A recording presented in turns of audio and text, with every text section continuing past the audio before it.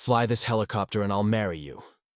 The words came out of Victoria Sterling's mouth with the same contempt she reserved for trash on the sidewalk. The 31-year-old CEO of Sterling Aviation looked down at the scruffy-looking black man who had offered to fly her corporate helicopter.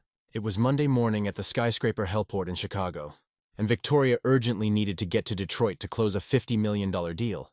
Her private pilot had canceled at the last minute due to a medical emergency, and all the replacements in the city were unavailable. Marcus Thompson, 35, was only there because he had gone up to the terrace looking for a quiet place to eat the sandwich he had gotten at the shelter. His clothes were a strange mix of hand-me-downs, a faded military jacket over a torn shirt, and dirty pants. His curly hair was unkempt, and his unshaven face completed the look of someone society had forgotten.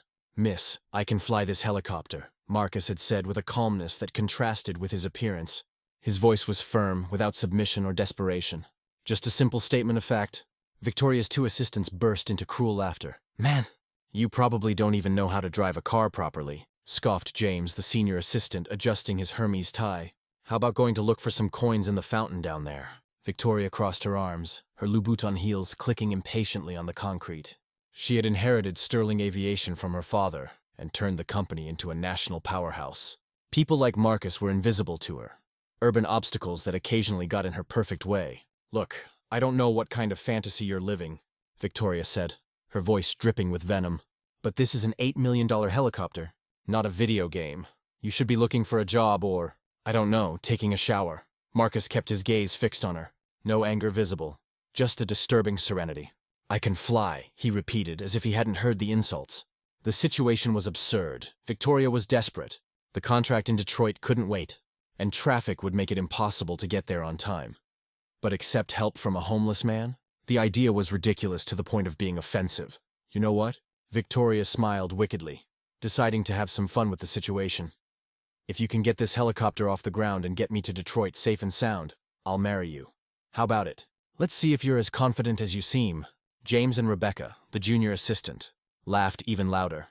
The proposal was so absurd that Victoria knew there was no risk. It was just a cruel way to humiliate the man before calling security. Marcus nodded once, without smiling. "Without showing any emotion, I accept," he said simply. Walking toward the helicopter, for a second, Victoria felt something strange, a chill she couldn't explain.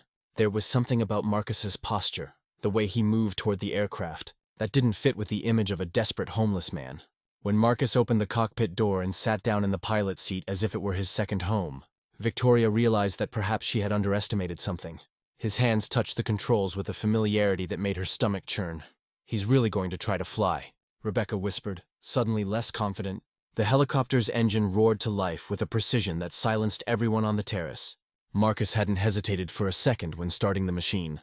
Every movement was fluid, automatic, professional. Victoria looked at the man she had mocked seconds before, now commanding an aircraft worth more than most houses. Something in his eyes, something she had missed amid her prejudice and arrogance, shone with an intensity that made her realize a disturbing truth. She had no idea who this man really was. If you're enjoying this twist in the story and want to find out who Marcus really is, and how Victoria will react when she discovers the truth, don't forget to subscribe to the channel, because what's coming next will leave you speechless. The helicopter took off with a smoothness that left Victoria speechless. There was no hesitation, no technical error, no disaster that she secretly hoped for to confirm her prejudices. Marcus flew with the precision of someone who was born to do it.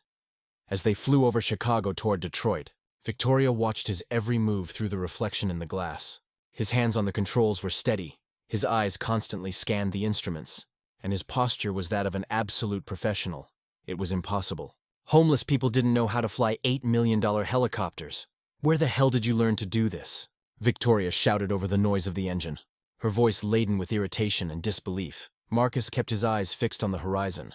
"Places a person like you would never need to know about," he replied without looking at her. The answer irritated her even more. How dare he be evasive with her? Victoria Sterling did not accept mysteries, especially from people she considered inferior. She picked up the phone and dialed James. "I want you to find out everything about this guy. Full name, background, where he lives. Everything," she ordered, keeping her voice low, but not low enough. "And when I get back, I want the building security reinforced. I don't want any more intruders on my terrace." Marcus heard every word, but his expression didn't change. At 35, He had faced situations much worse than the arrogance of a spoiled CEO. What Victoria didn't know was that he had spent the last 6 months watching her from afar. Marcus wasn't on that terrace by chance. He had studied Victoria's routine, knew about the contract with Detroit, knew her dependence on the helicopter to escape traffic. He had waited patiently for an opportunity like this. 3 years ago, Marcus had been Captain Marcus Thompson, chief pilot of the Chicago Emergency Medical Transport Unit. He flew rescue missions, transported critical patients, and saved lives every day. His reputation was impeccable until the night it all fell apart. Victoria Sterling had been in that medical helicopter as a VIP patient after a car accident. She was conscious, only superficially injured, but insisted on being treated as a top priority. Meanwhile, an 8-year-old child from a poor community was waiting in line, rapidly losing blood after being hit by a car. Marcus had made the correct medical decision to prioritize the dying child. Victoria exploded in rage, screaming about who she was, threatening lawsuits, demanding immediate treatment. When Marcus refused to change the medical priority order, she made a phone call. 2 weeks later, Marcus was fired on fabricated allegations of inappropriate conduct. Victoria had used her connections to destroy not only his job, but his entire reputation. No hospital would hire him. His pilot's license was suspended during an investigation that dragged on for months. His wife, Camilla, couldn't take the financial pressure and the judgmental looks. She left him, taking their 6-year-old daughter, Sophia, with her. "I can't live married to a man who can't even hold down a job," were her last words before she moved to another state. Marcus lost everything. His career, his family, his home, his dignity. He spent 2 years living on the streets, a few months in shelters, working odd jobs when he could. But throughout that time, one thing kept his spirit alive: his thirst for justice. He had spent months planning, researching, preparing. Victoria thought he was invisible, just another social problem she could ignore. She had no idea she was sitting next to the man whose life she had destroyed out of pure caprice and arrogance. "We're almost there," Marcus announced, beginning his descent toward the heliport in Detroit. Victoria looked out the window and saw the corporation's building approaching. Her stomach tightened, not from fear of landing, but from the disturbing realization that Marcus was not what he seemed. The way he handled the controls, his professional calm, his absolute confidence. That wasn't something you could learn by watching YouTube. The landing was perfect, smooth as silk, precise to the centimeter. Victoria stepped out of the helicopter with wobbly legs, not from the flight, but from the realization that she had completely underestimated the situation. "Miss Sterling," Marcus said, turning off the engine and looking directly at her for the first time during the flight. "A promise is a promise." Victoria felt a chill run down her spine. There was something in that look, not just confidence, but knowledge. As if he knew something she didn't. As if this whole encounter had been orchestrated. "You're crazy if you think I'm going to marry you," Victoria spat, trying to regain her commanding posture. "That was just a cruel joke. Don't people like you understand sarcasm?" Marcus smiled for the first time since they had met. It wasn't a friendly smile. It was the smile of someone who was 3 steps ahead in the game. "Oh, I understand sarcasm perfectly, Miss Sterling, just as I understand verbal contracts, audio recordings, and the importance of witnesses," he said, taking a small digital recorder out of his jacket pocket. "James and Rebecca heard your proposal very clearly." Victoria's blood ran cold. "You wouldn't dare." "A businesswoman like you surely understands the value of a committed word," Marcus continued, putting the recorder away. "Especially when there are so many people interested in knowing how the great Victoria Sterling treats her public promises." Victoria realized she had fallen into a trap, but she still couldn't fully understand what was happening. Who was this man? Why did he know exactly which buttons to push to leave her with no way out? What Victoria didn't know was that this wasn't just revenge. It was the first move in a meticulously crafted plan by someone she had completely forgotten she had destroyed. And if you think this story of justice is already intense, wait until you find out who Marcus really was and why he chose that exact moment to reappear in her life. Victoria arrived at the office in Detroit determined to find out who the hell Marcus Thompson was. As she closed the $1 million deal with apparent ease, her mind was swirling with questions that deeply irritated her. How had a homeless man flown better than some of her hired pilots? As soon as she signed the documents, she called James. "I want a full report on that guy in an hour. First name, last name, criminal history, everything. And call an emergency meeting for when I get back." On the other end of the line, James was sweating cold. "Miss Sterling, we've already tried to investigate, but it's strange. It's as if he didn't exist before 2021. We can't find any employment records. Credit history, nothing. It's as if he appeared out of thin air. Victoria felt a chill run down her spine. People didn't just appear out of thin air, especially not people with elite military piloting skills. Keep looking, scour every database, every file. This man is hiding something. Meanwhile, Marcus was on the terrace of the building in Chicago, not cleaning the helicopter as Victoria had assumed, but photographing every component in detail with a hidden professional camera, every screw, every serial number, every maintenance mark. He wasn't there by chance. There was a very specific purpose behind every move. His phone vibrated. A text message. Documents ready. Meeting at 8 p.m. at the usual place, Marcus smiled. After 3 years of meticulous planning, every piece was finally falling into place. Victoria Sterling had made the fatal mistake he had hoped for, completely underestimating him. The person identified as it was Ana Rodriguez, a former investigator for the Medical Ethics Commission, who had been fired for trying to expose the corruption scheme that destroyed Marcus's career. She had spent the last 3 years gathering evidence, following the money, and documenting every move of the influence machine that Victoria ran. That night, Marcus arrived at the small cafe on the outskirts of town where Anna was waiting for him with a folder full of documents. "I got everything," she said, pushing the folder across the table. "The bank records, the transactions, the recorded phone calls, everything you needed to prove that she orchestrated your dismissal through bribery and blackmail." Marcus opened the folder and his eyes lit up. There were 3 years of meticulous investigation, proof of bank transfers from Sterling Aviation to members of the hospital committee, recordings of phone conversations where Victoria clearly instructed on how to fabricate evidence against him, and internal emails discussing how to eliminate the Thompson problem. But that's just the beginning. Anna continued, pulling out a second envelope. "I discovered that you weren't the only victim. She did this to 7 other professionals in the last 5 years. Doctors, pilots, engineers, anyone who dared to contradict her or whom she saw as a threat." Marcus took a deep breath. For years he had blamed himself for that fateful night at the hospital. He had questioned whether he had really made the right decision in prioritizing the child over Victoria. Now, seeing the extent of her systematic cruelty, he realized it had not been an error in judgment. It had been pure malice. "There's more," Anna said, opening her laptop. "I got access to Sterling Aviation's internal records. Guess what? The helicopter you flew today, it's been overdue for maintenance for 3 months. The safety certificates were forged." Marcus swallowed hard. "Are you saying she put me in a dangerous aircraft?" "Not just you. She's been cutting maintenance costs for years, falsifying safety documents, and putting passengers at risk to increase profits. If something had gone wrong today, you would have been blamed for the accident. It was a perfect situation for her. Either you died trying, or you crashed and were sued for negligence." The revelation hit Marcus like a punch in the stomach.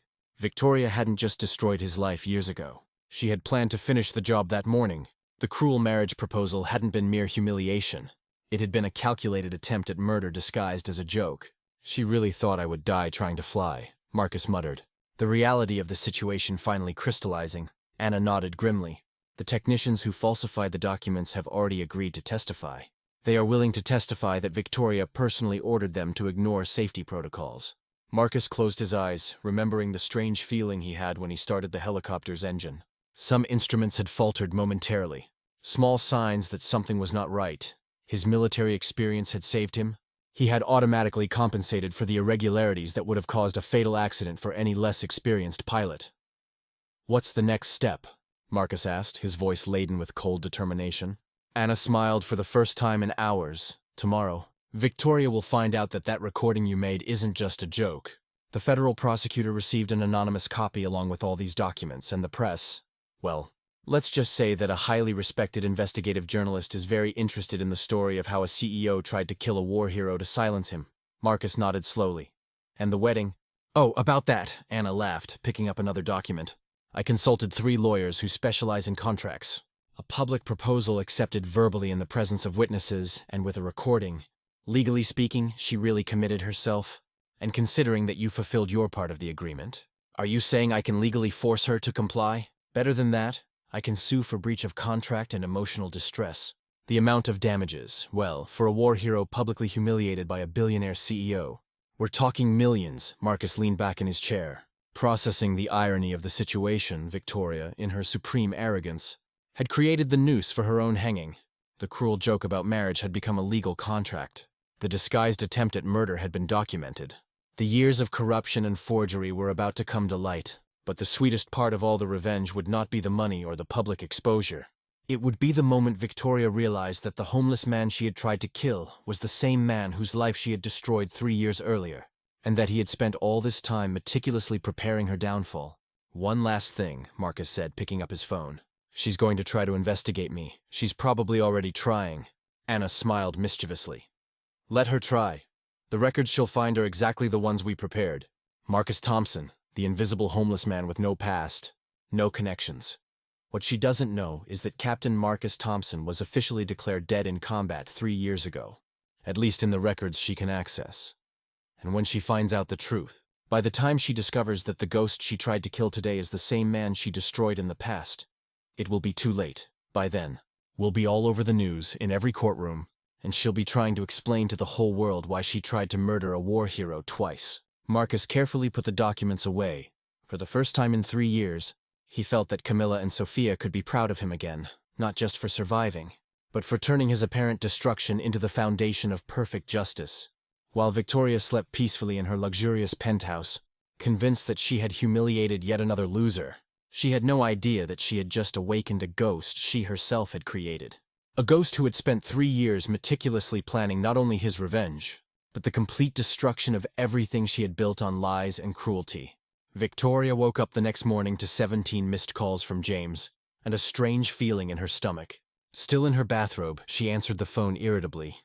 "James, what the hell?" "Miss Sterling, we need to talk now." James's voice was in a complete panic. "There's an investigative reporter downstairs wanting a statement about attempted murder and forgery of security documents. And there's a CNN van parked in front of the building." Victoria felt her blood run cold. "What the hell are you talking about?" "And there's more. The federal prosecutor just called. They want you at their office at 2 p.m. today to testify about a case of systematic corruption involving bribery of medical authorities." The phone slipped from Victoria's hands and fell to the floor. She rushed to the television and turned on the news channel. The first story to appear showed a photo of her next to Marcus with a headline, "CEO attempted to murder war hero who saved child instead of prioritizing her in medical emergency," the reporter continued. "Documents obtained exclusively by this station reveal a systematic pattern of corruption at Sterling Aviation, including falsification of safety certificates and attempted murder disguised as public humiliation against Captain Marcus Thompson, a decorated veteran who." Victoria turned off the TV, her hands shaking uncontrollably. Captain Marcus Thompson. The name echoed in her mind like a hammer. She vaguely remembered that episode at the hospital 3 years ago. An arrogant medical pilot who had dared to prioritize her over some random child. Her phone rang again. It was Rebecca, her junior assistant, crying, "Miss Sterling, my family is calling me. I'm all over the news as an accomplice to attempted murder. My father is a pastor. This is destroying our reputation." Victoria hung up and immediately called her private lawyer. His secretary answered with a coldness she had never heard before. "Mr.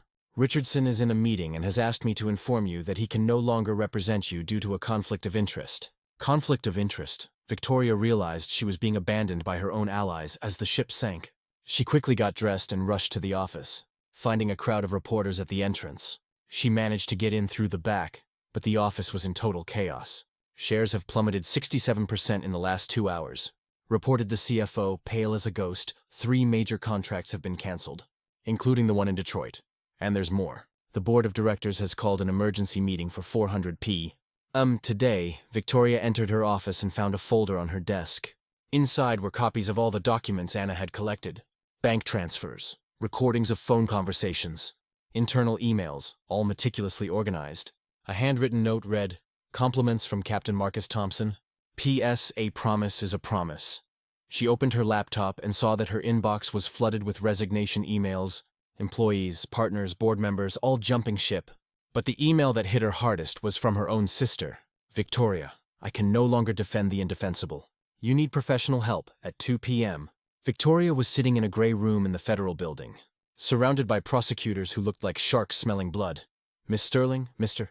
Marcus Thompson has provided us with substantial evidence that you orchestrated his dismissal through bribery and false accusations in 2021. Furthermore, there is evidence that you deliberately endangered his life yesterday by using an aircraft that was past its maintenance date." "That's ridiculous," Victoria stammered. But her voice sounded weak even to herself. The lead prosecutor placed a recording on the table. "This is the phone conversation you had with Dr. Wilson from the hospital committee in March 2021. He pressed play. Victoria's unmistakably arrogant voice filled the room. Listen, Wilson, this pilot needs to disappear. He humiliated me publicly. I don't care how you do it. But I want him out of the medical system for good. Sterling Aviation makes substantial donations to this hospital. Victoria felt nausea rising in her throat. She had completely forgotten about that call. And this, continued the prosecutor, is the bank transfer of $85,000 from Sterling Aviation to an offshore account controlled by Dr. Wilson 3 days after Captain Thompson's dismissal.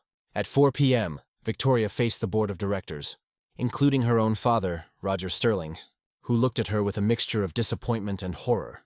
Victoria, by unanimous vote, you are being removed from all executive positions at Sterling Aviation. Effective immediately, Dad. You can't. I can and I am, Roger said, his voice cutting like ice. You have not only destroyed our family reputation, but turned our company into a criminal organization. The Sterling name took decades to build, and you destroyed it in one day. That night, Victoria sat alone in her apartment, watching her life unravel on television. The news showed Marcus being interviewed, impeccable in a military dress uniform, medals gleaming on his chest. Captain Thompson, asked the reporter, how do you feel knowing that Victoria Sterling tried to kill you yesterday? Marcus replied with the same unsettling calm he had shown on the terrace. Justice delayed is not justice denied. The truth always finds a way to reveal itself. My only concern now is to ensure that no other professional suffers what I suffered for simply doing their job with integrity. The camera focused on Marcus's medals as the reporter explained. Captain Thompson received the Medal of Valor for saving 6 soldiers under enemy fire in Afghanistan.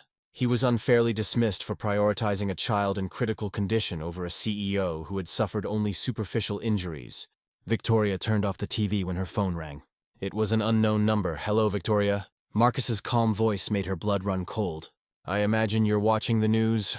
What do you want? She whispered, I want you to understand something that people like you never learn. Marcus said, his voice laden with devastating calm. When you destroy someone's life on a whim, you're not just attacking a person. You're attacking all the values that person represents. I represented medical integrity. You destroyed that out of wounded pride. Victoria swallowed hard. I didn't remember. Of course you didn't remember, Marcus continued. To you, I was invisible, just like hundreds of other people you've trampled on over the years. But do you know what the difference is between us, Victoria? When I fell, I learned to get back up. When you fall, and you are falling now, you don't have that ability. You planned all of this, Victoria realized. The reality finally crystallizing. I planned justice, Marcus corrected. Revenge would be to let you live in ignorance. Justice is ensuring that you face the consequences of your actions, and that others don't suffer what I suffered. As Victoria tried to process the magnitude of the devastation that had befallen her life in less than 24 hours, she still didn't know that this was only the beginning. Because a man who spent 3 years meticulously planning the downfall of his tormentor doesn't stop at public exposure and imprisonment. He goes all the way, ensuring that the lesson is permanent and unforgettable. 6 months later, Marcus was on the same terrace where it all began. But now as CEO of Thompson Aviation Services, a company he founded with $1 million settlement Victoria was forced to pay. The Detroit contract was transferred to him along with 3 other major clients who abandoned Sterling Aviation. Victoria, she